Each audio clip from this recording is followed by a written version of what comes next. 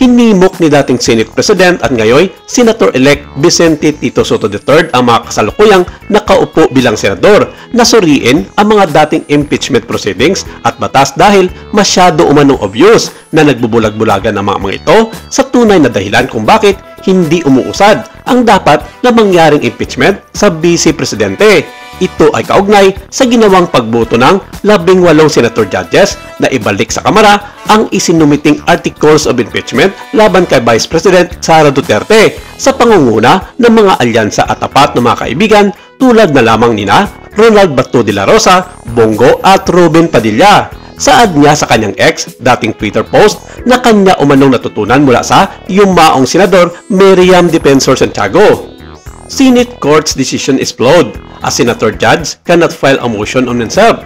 The defense or prosecution counsels lang ang pwede. Sinabi rin niya na maaari lamang humingi ng katanungan o clarification ang mga senator judges sa halip na maghain ng motion at kung bakit galit na galit ang nasabing tatlong senator judges na gustong ibalik ang lahat ng mga ito sa Kamara. Dagdag pa ni Tito Sen na dapat wag maging pabuyos ang mga senador na ito na hawak ng mga Duterte na pilit binabaluktot ang mga nakasaad sa batas na hindi naman nagugustuhan ng mga taong may alam tungkol dito at minamanipula ang mga pag-iisip ng mga taong nalulong na sa mga sunod-sunuran at nagbibigay papore sa mga Duterte. Paalala niya, I suggest that the present crop of senators, especially the newer ones, read our records at debates in the 11th Congress when the first impeachment was well discussed by Miriam and others.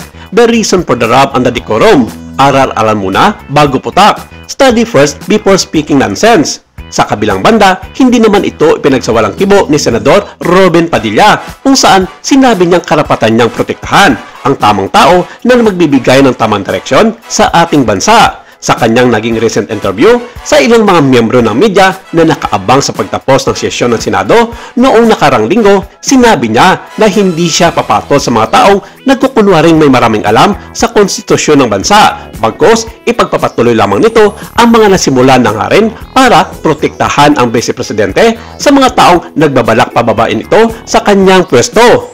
Dagdag pa dito, malapit na rin silang makikita ng mga nooy senador na nagtatapang-tapangan lamang sa harap ng kamera at mga media sa darating na bagong sesyon ng Senado at nagbanta ito na baka kung ano pa ang magagawa niya sa taong kanyang pinapatungkulan tungkol dito. Marami ang nagsasabi na ang kanyang taong tinutukoy ay walang iba kundi ang bagong halal at babalik na bilang senador na si Vicente Tito Soto III. Wala pang naging payag dito ang kampo ni Tito Sen tungkol sa taong pinatatamaan ni Ruben Padilla na mga senador na nagkukunwaring may alam sa konstitusyon ng bansa.